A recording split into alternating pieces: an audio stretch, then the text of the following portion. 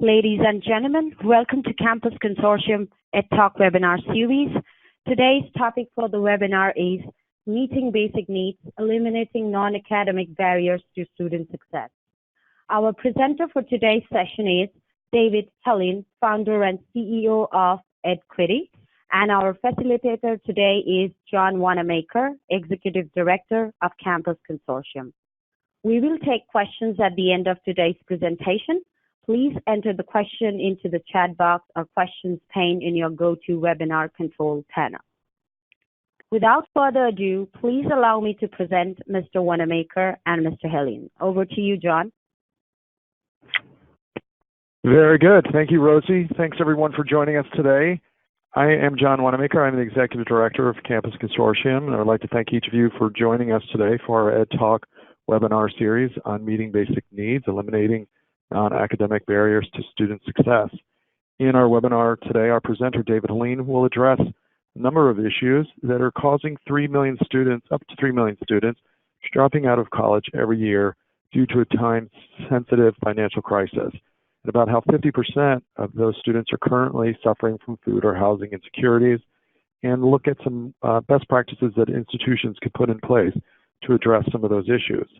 We'll now dig into the presentation, but before we kick off, I'd like to start off by giving you an overview of the Campus Consortium. Give you a sense of how the consortium was founded, how it's organized, and talk a little bit about some of the works that we are driven to support. Campus Consortium was founded about 16 years ago as a leading nonprofit organization in an education association with thousands of members across the globe.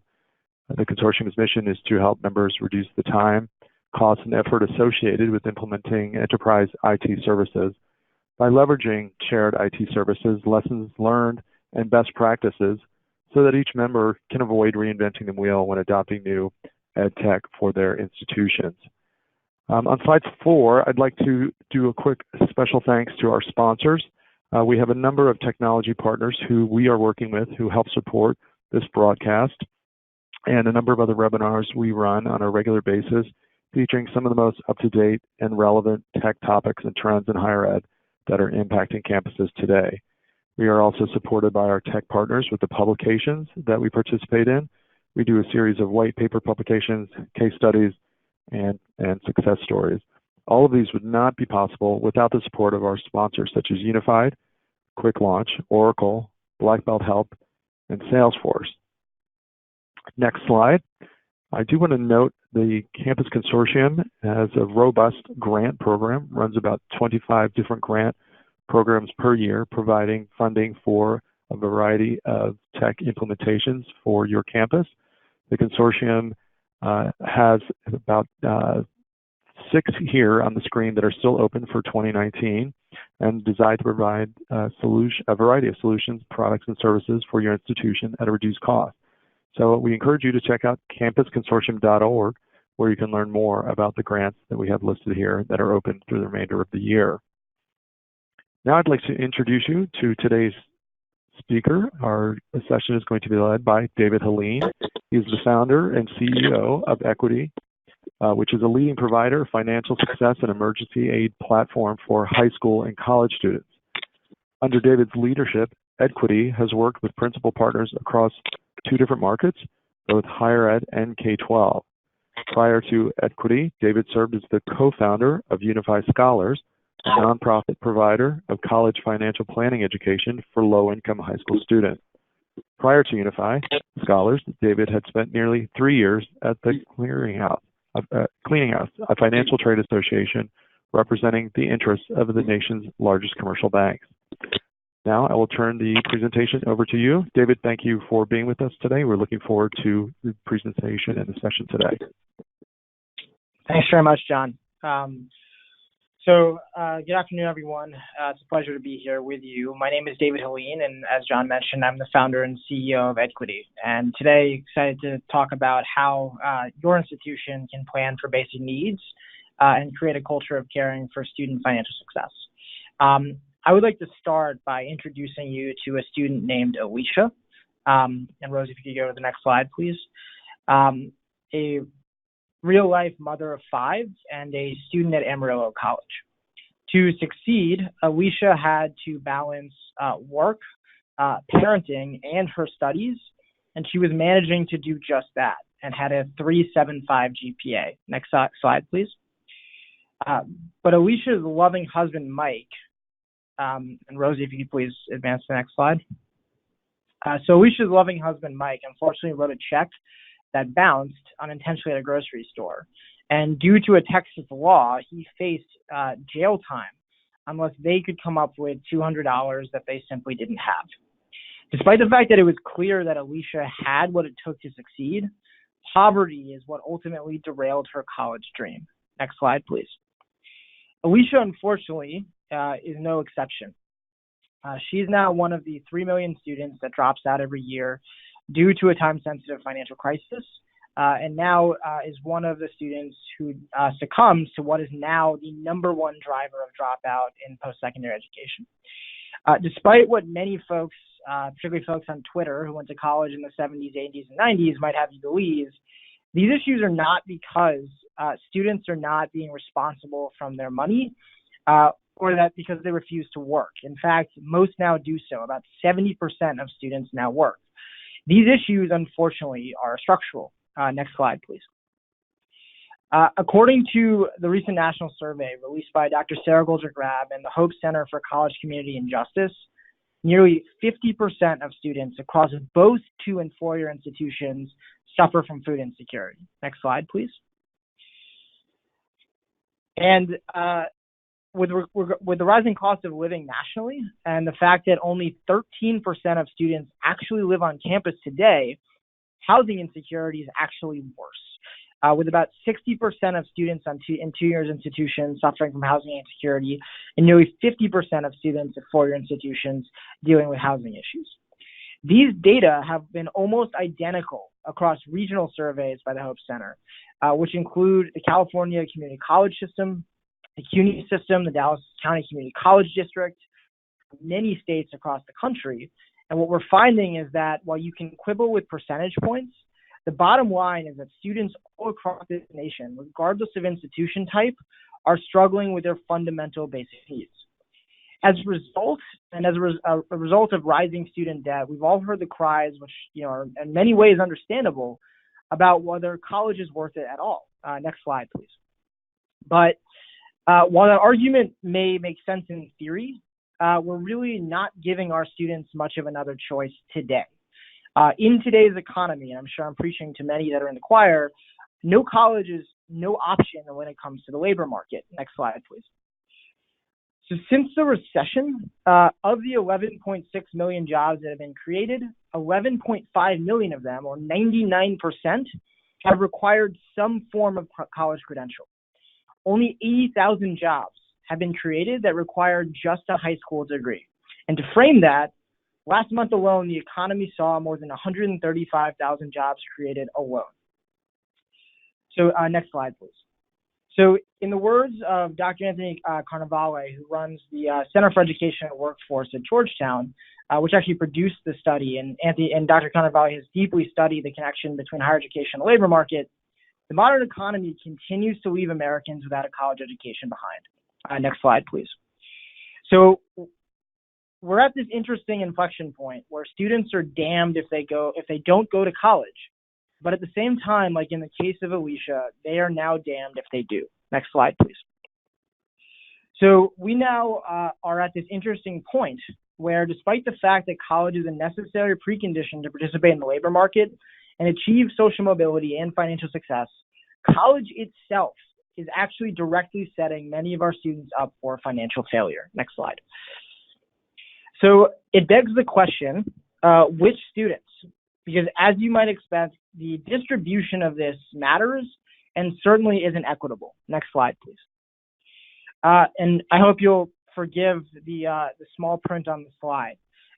But unfortunately, it is students who identify as non-male who are suffering these issues more than students who identify as male. Students who identify as LGBTQIA suffer from these issues more than students who identify as heterosexual. Non-white students, and particularly African American, Latinx, and Native American students, suffer from these issues more than white students. And adult learners and foster youth also experience these issues more acutely as well. And in the spirit of Veterans Day having been yesterday, our veterans also experience these issues at a disproportionate rate. So I imagine all of us are, for the most part, outraged by this from a social justice and equity standpoint, and certainly that alone should be enough. Next slide. But this is also now an economic imperative for colleges beyond sort of a moral imperative, because the students who suffer from these issues the most are the ones that are growing the fastest. So 47% of students today are now financially independent, and 25% of students are themselves parents. And Black and Latinx students are the fastest growing populations on college campuses. Next slide, please. So the reality is, these are our students. The students who are suffering from these issues the most are the students who are attending higher education today, and certainly will be the disproportionate majority of the students who are attending higher education tomorrow. Next slide, please. So it certainly begs the question as to what are colleges doing? Because our students now need an infrastructure that does not set them up to fail. So what I'd like to first ask is, for those of you who are aware of emergency fund programs, I'd love for you to answer the following question as to where your campus is on its journey to providing emergency funds for students in need. So the options we've laid out are we don't have an emergency funds program and have no plans in place to provide. We don't have an emergency funds program but are exploring. We do have an emergency funds program. We don't have an emergency funds program, but plans are in place to provide. We have an established program in place but believe it could be improved, and we have an established funds program in place and are happy with its performance. So would love for folks to just take a second to sort of answer and share with the group sort of where they are on the journey. And there should be, the quick poll should have popped up on your screen. So would love for everyone just to take a quick second to answer that question, and we'd love to share out at the end.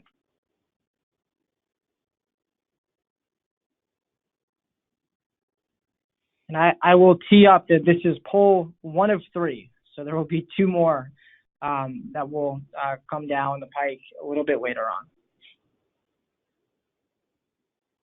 So we'll give it, so thank you for answering that. And next slide, please. So one of the tools that institutions are now implementing,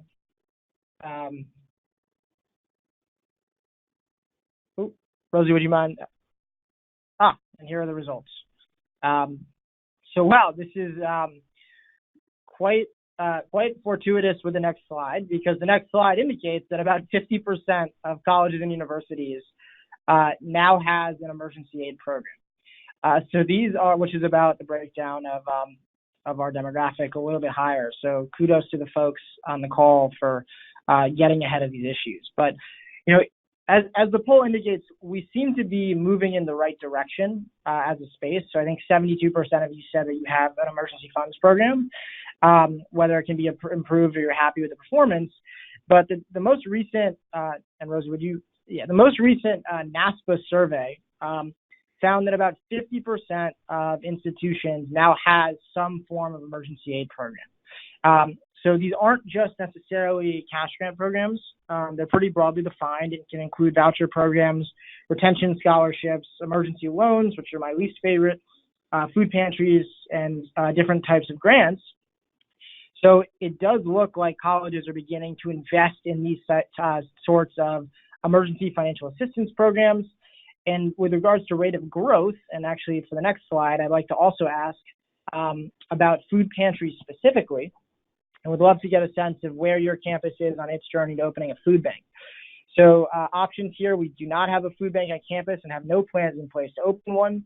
We don't have a food bank on campus but are exploring. We do not have a food bank on campus but have plans to open and have a food bank on campus. So again, we'd love everyone to take a moment to share where they are in their journey to supporting students around food security.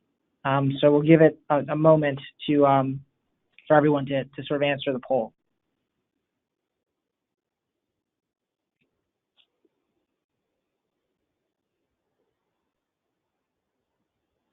Great. Seems that about half of you have a food bank, which is tremendous. And consistent with the next slide, we find that food pantries are some of the fastest growing student supports around basic needs that are popping up.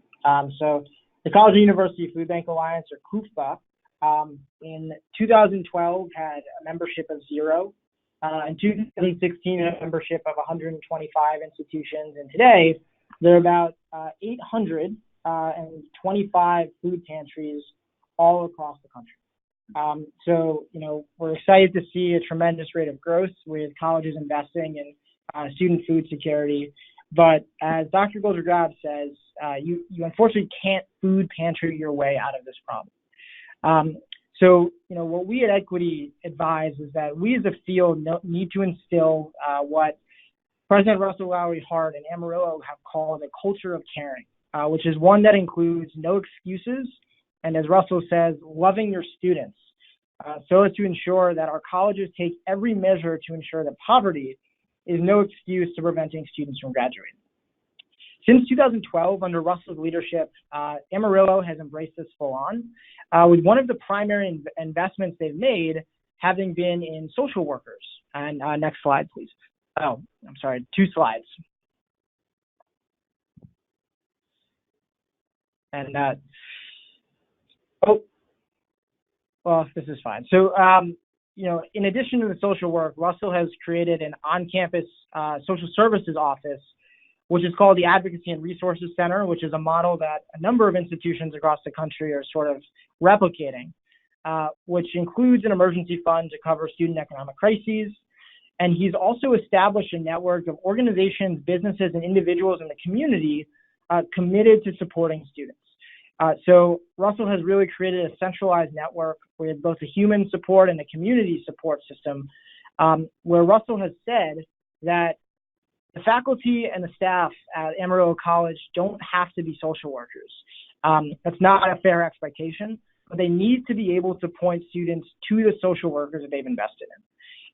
So this includes sort of an education campaign of staff and faculty to orient them to the resources that are available to students, and making sure, again, that the default mode is to point students to help rather than shrugging it off or sort of accusing the student of some form of misbehavior. Next slide, please. So, one of the social workers that Amarillo has invested in is Jordan Herrera. So Jordan is sort of the first line of defense to whom students are pointed. And for every student facing emergency, Jordan actually sits down individually with every student. So to apply for emergency aid at Amarillo, no formal application is required. Instead, Jordan determines when a student's case should be considered based on their meeting, and she collaborates directly with her colleague on whether to approve or deny the case. Funding in this case is often turned around in as quickly as 24 hours. Next slide, please. And for what it's worth, the early returns in Amarillo suggest that this approach works. So between 2012 and 2017, Amarillo's 3-year persistence rate has risen 19 percentage points, almost doubling from where it started. Next slide, please. So, this is a phenomenal case study, but the reality is this model is extremely expensive.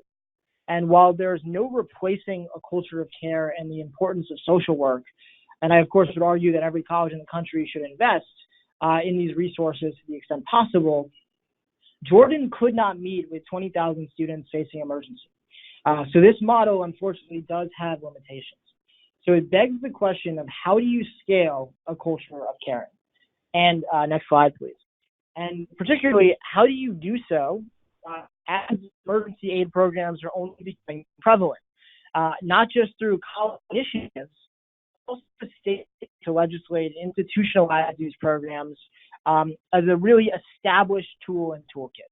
And as an example, California passed AB 943 in early October, which will actually make available about $500 million for emergency cash assistance. Now, unfortunately, those dollars are competing with other priorities.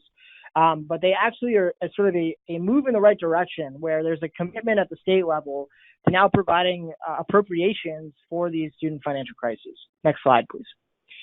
So this gets to our work at Edquity. And I want to start by joking that I'm a tech CEO that isn't terribly fond of technology, because the reality is that technology does not inherently solve for structural poverty.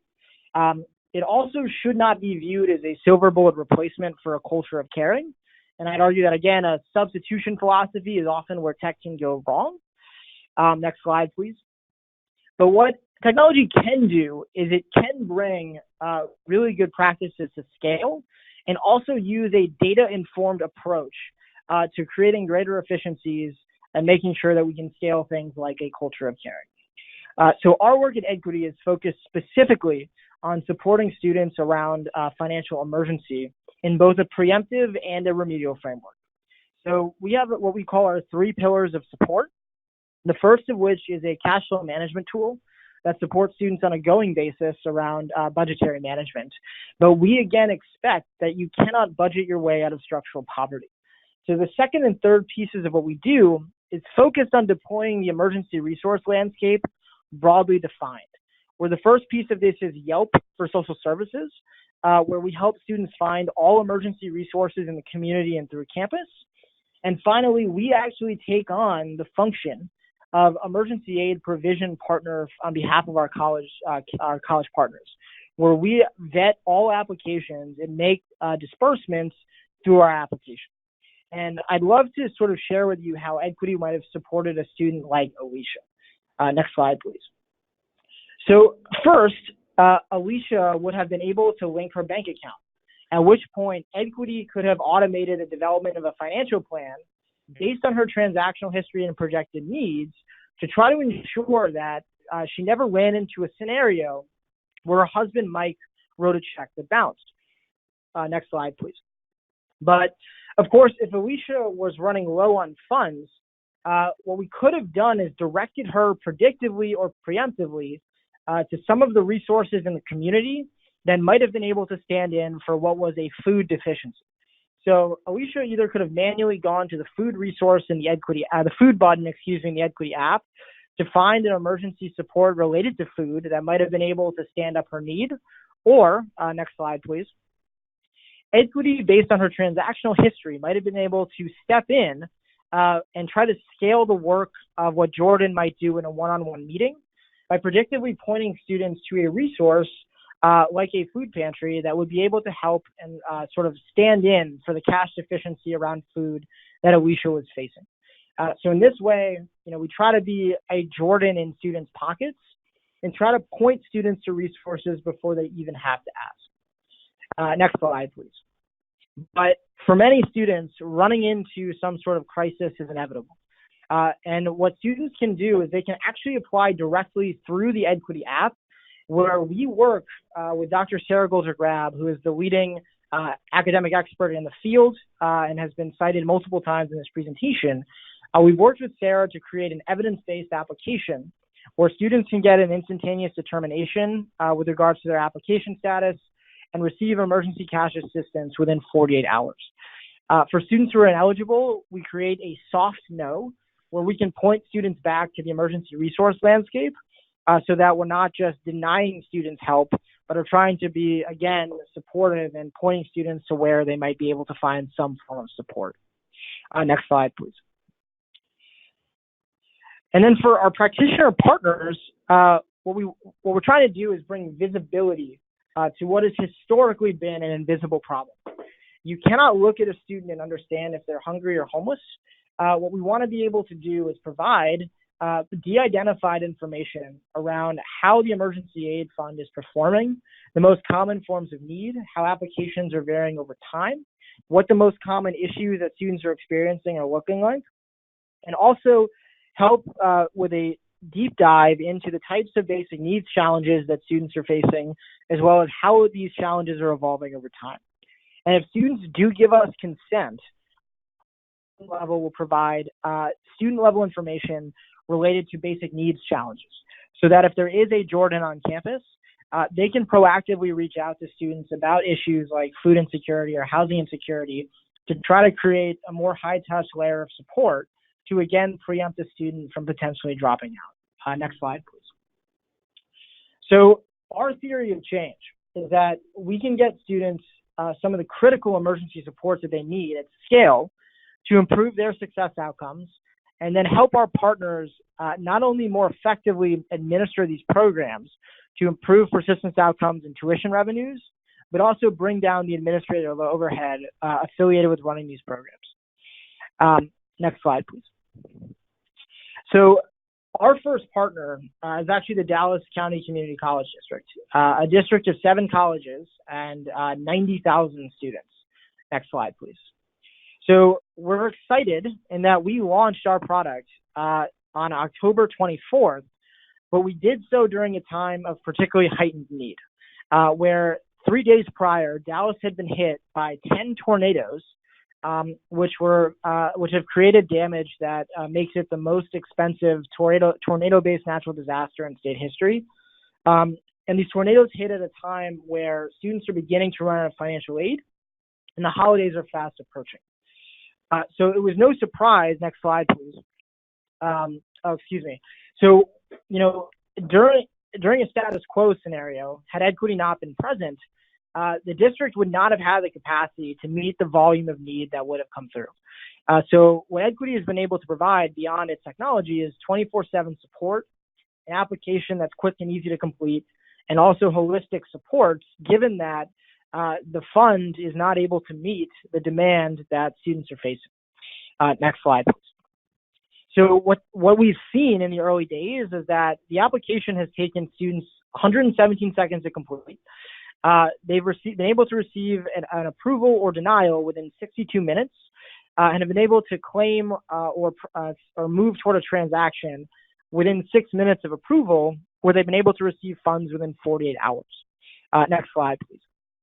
So in the face of massive demand, we've been able to get help out to students fast, and particularly to the students who need it. Next slide, please. So to give you a sense of the tremendous amount of volume we've been able to process, within the first week, we received 264 applications, where 100 of the applications came within the first 60 minutes of Edquity being open. We've received on average about 38 applications per day, and also received 139 applications after traditional business hours. So between the hours of 7 p.m. and 8 a.m., we've received more than half of our applications from students. And as you can imagine, next slide, please, we're finding that it's the most vulnerable students who are applying. So 32% of the applicants we've seen are likely tornado victims. 32% self-identify as homeless. 38% self-identify as a parent, and 20% of these applicants have a child younger than 5, and 7% of students are DACA eligible. Next slide, please. And we're finding that disproportionately, the issues that are most affecting students are related to housing, transportation and food, as well as health and childcare. Next slide, please. Unfortunately, most students are dealing with more than one challenge at a time. So what's critical to understand is the intersectionality of these issues. Students often are not just dealing with food insecurity or just dealing with housing insecurity. They're dealing with broad-based financial insecurity, where there's a fluidity across the issues that they're experiencing, and which means that cash assistance is usually the best mechanism for setting up these types of needs. So 80% of our student applicants are actually facing more than one issue at a time. Next slide, please. So in 1 week alone, in the face of a natural disaster, we were able to get out nearly $70,000 to students who needed it. Critical in the wake of a natural disaster of that scale. The foundation executive director at the Dallas County Community College District shared with us that they would have needed to have hired 40 staff members to meet the volume of need that they faced within that first week. Next slide, please. So we've also been able to serve the most vulnerable students. So 27% of students who have been approved are tornado victims. 34% have self-identified as homeless. 50% are parents. 30% are parents with children under 5, and 13% of students are DACA eligible. So we're not only serving students quickly, but we're serving the students who need it most. Next slide, please. So, just to humanize this issue a little bit and share examples of the types of students that are being served, we're serving students that are impending parents and are dealing with issues like food insecurity, and in addition to supporting their own children or supporting relatives, we're supporting students who are dealing with severe housing insecurity and have seen their homes damaged by the tornado. And we're seeing students with severe medical issues, students who have parents that have been diagnosed with brain cancer, students who themselves have had surgery for a tumor being removed, students who are dealing with mental health issues. So we are truly supporting students that are experiencing significant financial need and getting them cash assistance within the time horizon that the emergency requires. Next slide, please. And we're able to sort of document student gratitude. So in addition to the hard factors of creating this sort of culture of caring, which can improve retention outcomes, which is a very easy and hard metric to evaluate efficacy, we're also able to now create an environment where there is significant gratitude and students feel like they're genuinely being cared for. So as a soft benefit, there's a stronger affinity between the student and their institution today. Next slide, please. So, as Russell has said, you need to systematically rebuild a culture around service and love, where you can see from the previous slide that what we want to be able to do here is make students feel that they are truly supported and that they have, they are on a campus that has a broader culture of empathy. And as Russell says, you need to ruthlessly love your students. Next slide, please. So one of the questions that I want to ask, because it seems like many of you are ahead of the curve, but one of the first steps of moving toward an institutional framework and infrastructure like I've laid out is first acknowledging and identifying the problem. So I'd love to learn, if your campus has participated in the Hope Center for College Community Justice's #RealCollege survey, which measures student food and housing insecurity. So we'd love to know if yes or no, but also if no, if you would be interested in participating in the future. As well, this year's survey I know is closed. I have no doubt that it will continue to expand to more institutions for the 2021 academic year. So we'd love to learn, how many of you have done a formal assessment of the scale and scope of basic needs challenges on your campus. And if you haven't done it, how many of you are interested in trying to get some sort of data to identify the scale and scope of this challenge? So we'll give you a moment to complete this survey.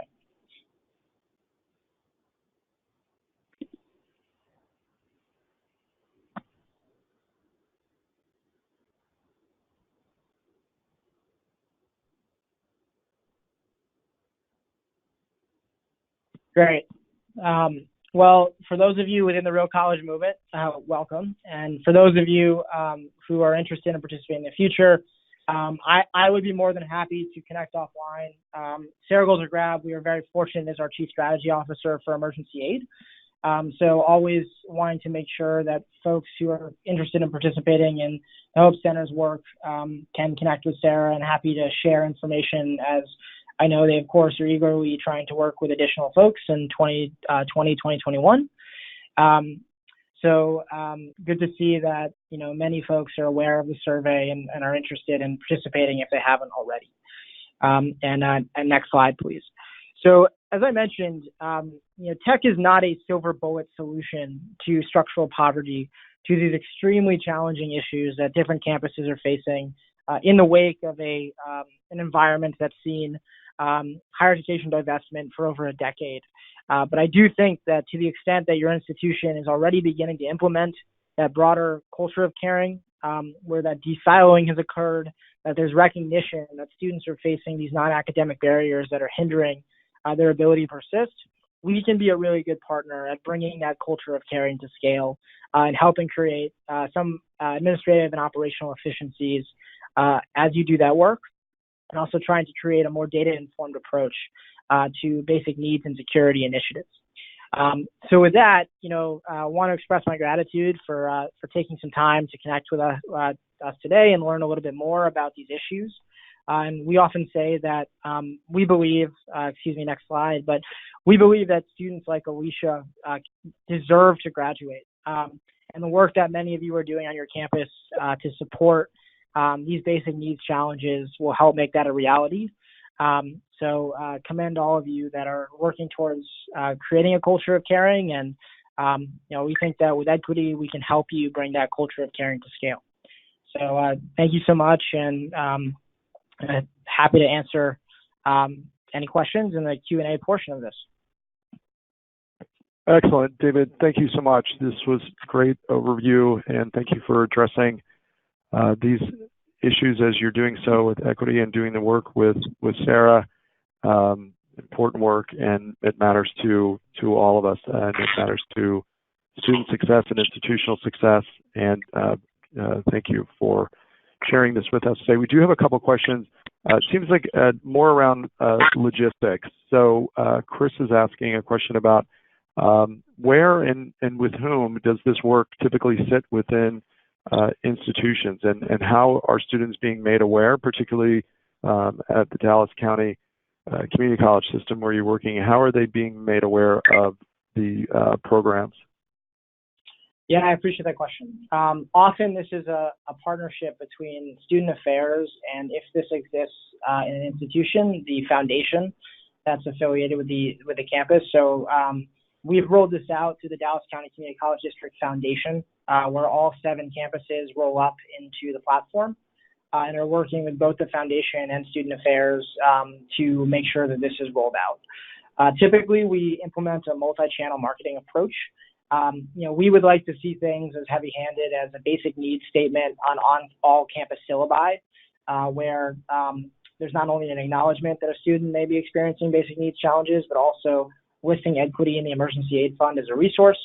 Would love to see similar things in the financial aid department for all students that are on financial aid or some form of scholarship, so making them aware of this resource.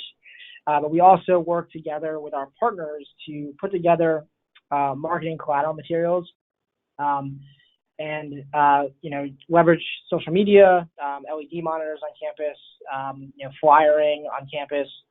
We also work to engage student organizations, particularly student government, and work with our practitioner partners to set up those meetings and try to generate on-the-ground support as well. So many, many ways that we work to engage student body and student community and make sure that the tree does not fall in the woods without anyone hearing it. As you can imagine, in Dallas, after a natural disaster, it only took one mass email for a flood of applications to come in. So we found that typically, mass communication leads to a cascade of inbound interest. Given that this is the promise of free money, this is probably an easier sell than other things that you may be trying to distribute. But we work very hard with our partners to figure out the right implementation and distribution strategy for each individual partner. Any other questions? So David, yes, a couple follow-up questions to the last one around financial aid office and whether or not they are coordinating with student affairs to make students aware of these programs and or the connection to those two departments. Yeah, so candidly, financial aid is a gray area. So the informal guidance off the record from NAFSA is that financial aid practitioners should not report this so that it does not impact student financial aid. Now, that is a hard pill for some aid officers to swallow, given that they're responsible for adhering to compliance regulations and not risking the institution's accreditation. So we understand that some financial aid officers are more willing to use professional judgment to make sure this isn't counting against aid. We view ourselves as a plausible deniability tool because what we can do is we can administer this aid and not report back at the student level which students are receiving it. which gives our partners an out around how it might impact student financial aid on a net basis. But that candidly is a case-by-case basis and certainly depends on the partner. We typically advise that financial aid at least be involved.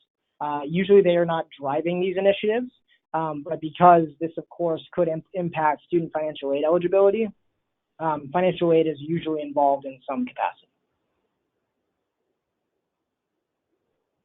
Very good, thank you. And one other question about how do you estimate how many students you're going to be helping to be retained and helping to stay enrolled? Will you be doing some work to share out the results and the efficacy of the effort you're making? Yes, so we are currently involved in a randomized control trial where we're looking to do a formal efficacy evaluation of our work in Dallas. That will come out in probably Q3 of next year. So we'll speak to some of the early findings from our work in Dallas County.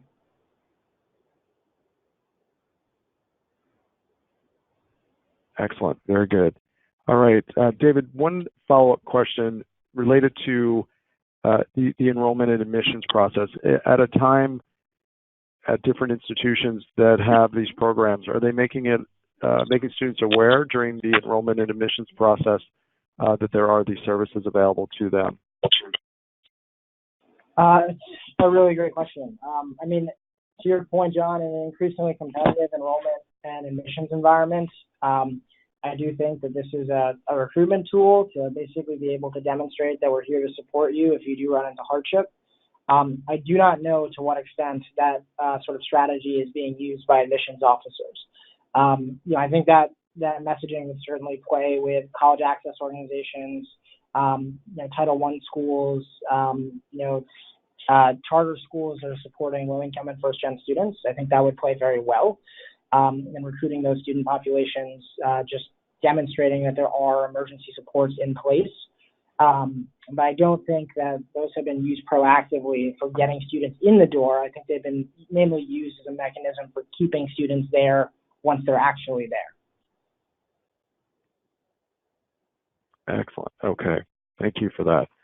All right. I think that wraps up the questions that have come in so far. If anyone else has any other questions, feel free to post them in the chat box here on the right-hand column of your screen. With that, though, we can move towards wrapping up our webinar today. I do want to thank David for his time and for his fantastic overview of this important work and bringing some focus to the needs of students. Want to quickly also make you aware of some of the additional grants that Campus Consortium is running. We have a number of applications that are, a number of grants that are posted here that are still open to application.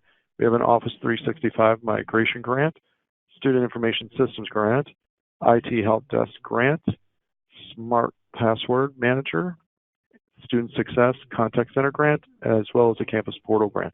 All of these are open until the 22nd of this month. Please feel free to visit campusconsortium.org for the application and more details.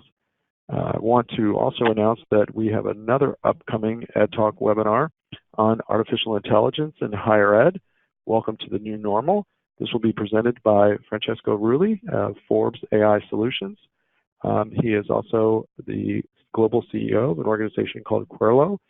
He will be presenting with us on Wednesday, November 20th at 2 to 3 p.m. Eastern Time, and we encourage you to join us and welcome you to register for that session.